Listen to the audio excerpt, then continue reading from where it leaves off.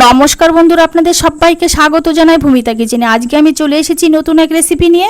আমার এই ভিডিওটি দেখার জন্য আপনাদের কাছে একান্তভাবে অনুরোধ রইল। তো আজকের রেসিপি পাকা করলার চাপড় ঘন্ট।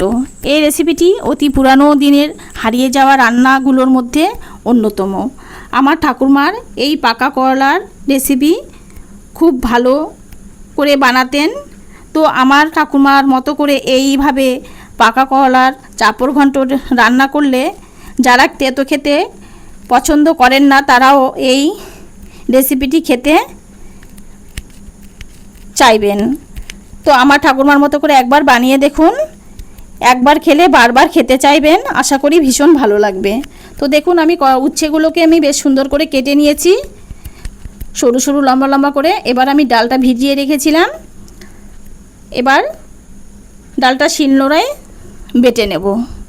কয়েকটা কাঁচা লঙ্কা দিয়ে দিয়েছি এর মধ্যে, দিয়ে ভালো করে বেটে নেব। তো দেখুন, ডালটা আমার বেটে নেওয়া হয়ে গেছে।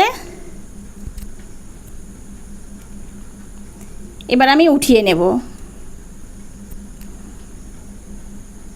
তো এর মধ্যে আমি স্বাদ মতো নুন, পরিমাণ মতন হলুদ, লঙ্কার গুঁড়ো দিয়ে একটু ফেটিয়ে নেব।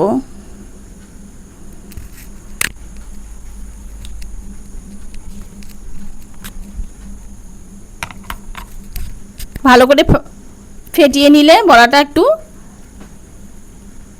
ফোলা ফোলা হবে, মানে খেতেও ভালো লাগবে।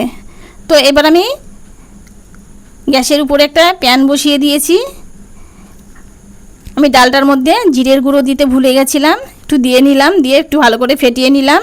এবার তেলটা গরম হয়ে গেছে, এবার আমি চাপড়িগুলো এর মধ্যে দিয়ে দেবো। একটু লাল লাল করে চাপড়িগুলো ভেজে নেব।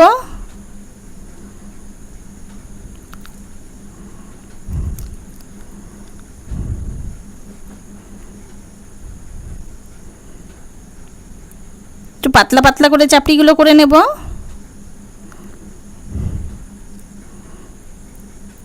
এবার উল্টিয়ে পাল্টিয়ে ভালো করে চাপড়িগুলো ভেজে নেব।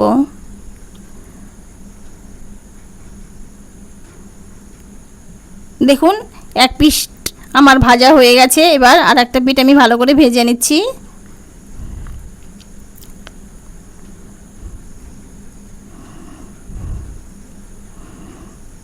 তো এবার আমি নামিয়ে নেব। চাপড়িগুলো আমার হয়ে গেছে, এবার নামিয়ে নিলাম। এবার কড়াটা বসিয়েছি। এবার এর মধ্যে গুঁড়ো মশলা দেওয়ার জন্য একটা মশলা তৈরি করে নেব। সামান্য একটু ধনে, গোটা জিরে, রাঁধুনি,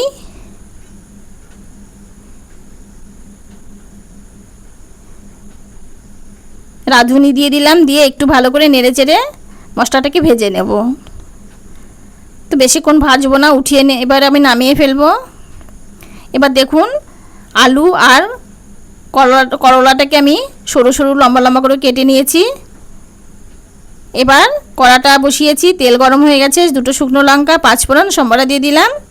একটু নেড়ে চেড়ে নিয়ে আলুটা আমি দিয়ে দেবো। এবার স্বাদ মতো নুন, পরিমাণ মতন হলুদ দিয়ে একটু নেড়ে চেড়ে নিয়ে ঢাকা দিয়ে দেবো। ঢাকাটা দিলে কি হয়, সবজিটা তাড়াতাড়ি সেদ্ধ হয়ে ওঠে। দেখুন, এবার 2 মিনিট বাদে ঢাকাটাকে উঠিয়ে ভালো করে নেড়ে চেড়ে নিলাম। এবার আমি পাকা করলাগুলো আমি দিয়ে দিলাম, দিয়ে একটু ভালো করে নেড়ে চেড়ে নেব, ভালো করে ভেজে নেব করলাগুলোকে।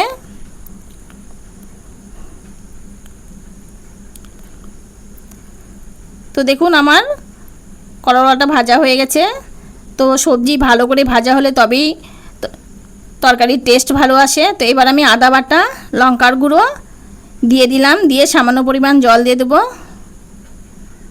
বাটিটা ধুয়ে।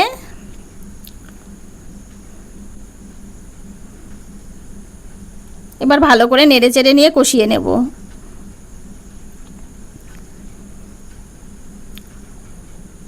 তো দেখুন, কষানো আমার হয়ে গেছে। এবার আমি চাপড়িগুলোকে ভেঙে নেব, আধা ভাঙা করে নেব। নিয়ে এর মধ্যে দিয়ে দেবো। তো গরমে এরকম তেতো তরকারি খাওয়া শরীরের পক্ষে ভীষণই উপকার। যারা তেতো খেতে পছন্দ না করে তারাও এই পাকা করলার তেতো তরকারিটা খেতে আশা করি সবাই ভালোবাসবে এবং ভালোও লাগবে।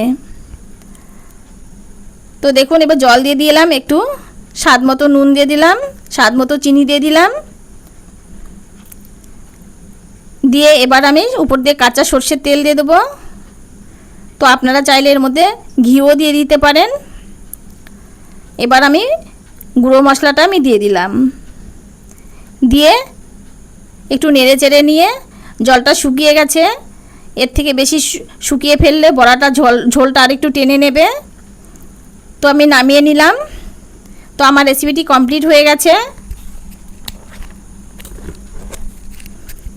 তো আমার রেসিপিটি কেমন লাগলো, যদি ভালো লেগে থাকে তাহলে অবশ্যই একটা লাইক কমেন্ট শেয়ার করবেন। আর এরকম নিত্য নতুন রেসিপি পেতে প্লিজ আপনারা আমার চ্যানেলটি সাবস্ক্রাইব করে রাখবেন।